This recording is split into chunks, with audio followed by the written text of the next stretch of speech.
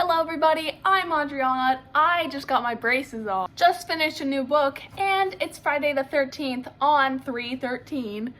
And you are watching Wolf Narwhal. Today on my channel, I'm going to be doing a speed paint and a review all based off of Tallstar's Revenge, Warrior Super Edition.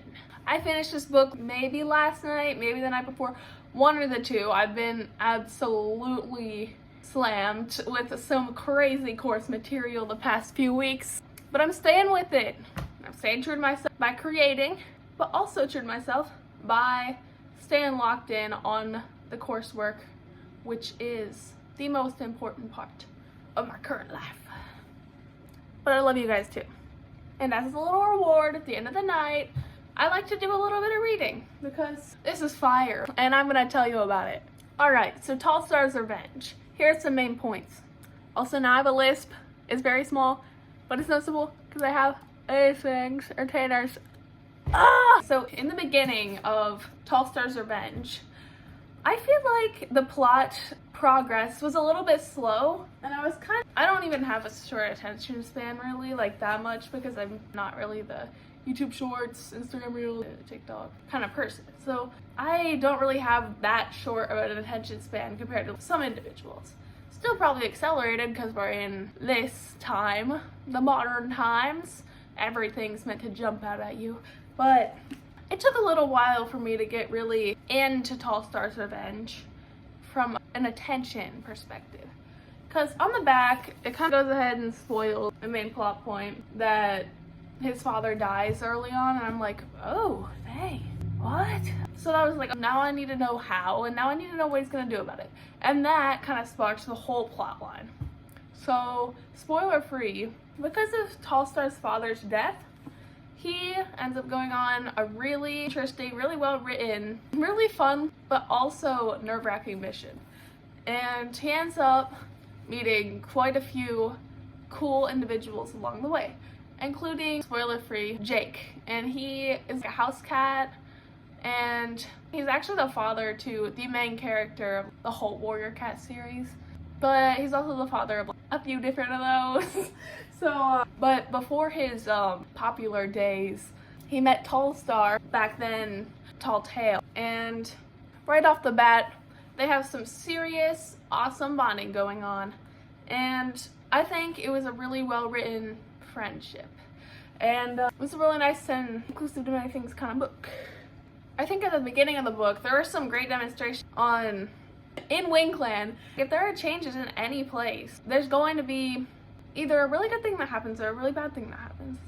And I think their adaptation to a change in the way Wing Clan is ran was really well organized, and I was sympathetic towards some of the characters, but I also understood where the change was coming from.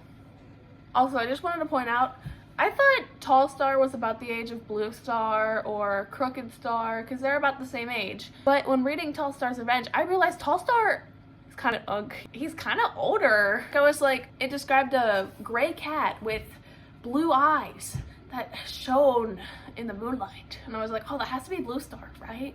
No, that was her mom. But I see you, Moonflower, looking cute and pretty back in the day. But it was just kind of funny realizing Tallstar was actually kind of an unk, aka uncle by my usage of the word. Honestly, it's slang. A lot of the current slang I don't even get, but hopefully that's just me, right? Tallstar, be a little more wise. Another thing I'd really like to point out is the fact that with Jake, it's really cool to see what clan cats think of house cats from a first-person perspective. Because I'm not going to spoil what happens to Tallstar, but going into the book, most people probably already know that Tallstar and Jake have a really close, awesome friendship. But the very early stages of that friendship were actually a little more complicated. And Tallstar had to see, whoa, house cats can live with humans without hating them. And Jake is like, yeah, they can. But now I want to go with you.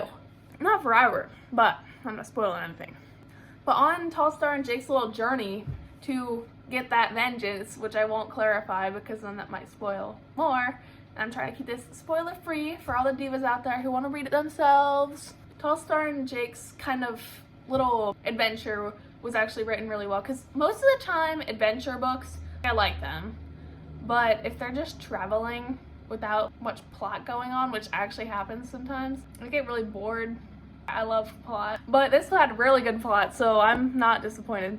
Also, new point, Tallstar's revenge, I thought was going to be a little morally unsound, but it actually turned out to be really eye-opening and plot twisty, and I really liked the way they wrote it. I think it really went to show Tallstar's true character, and despite being different from what I originally thought, it's a good different, in my opinion.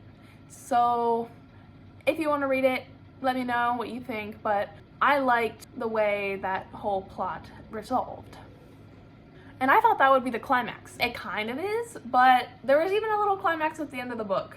So that was the midway climax, the 75th percent, 3/4 through climax. Then they have to travel back from his revenge. And so they included a little climax at the end too. So I guess it's double-sided.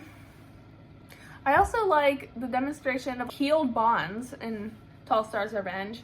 Tallstar starts out, he has a little bully, but his bully actually ends up being a great character, and a character I might actually miss. So, but once they've traveled back from his whole hero's journey, it was a really well-written departure, and I was kind of sad that they had to depart because they were so cute little friends, but they had to, and it's part of the plot, and it was just a given. You knew it was gonna come, so it did. And the way it was written was very heartfelt and pretty wonderful, if I do say so myself. And overall, there was this big time skip. I'm not gonna say when or why. It kind of caught me off guard near the end, but also why Wind Clan isn't known for having the most eventful things happen to them other than huge things. So Thunder Clan, most of the protagonists that are in it, they usually have little things come up. Tallstar just lives in Wind Clan and moves up the ranks till something happens to his leader and he becomes leader. And I won't clarify what happened to her. She's a diva, but you're gonna have to read it yourself or get on the Wikipedia. Spoiler free. But in the end, I think it was a really wonderful and great conclusion. This book had some shocking plot twists, some cute little bonds, and a little bit of everything. I think anyone who reads Tallstar's Revenge will be satisfied by the end, like I was. But that's from personal experience. Read this book, it's good.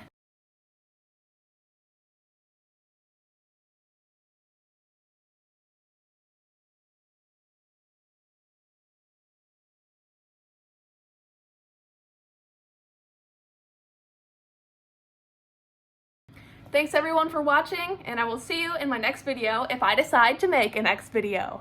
Bye!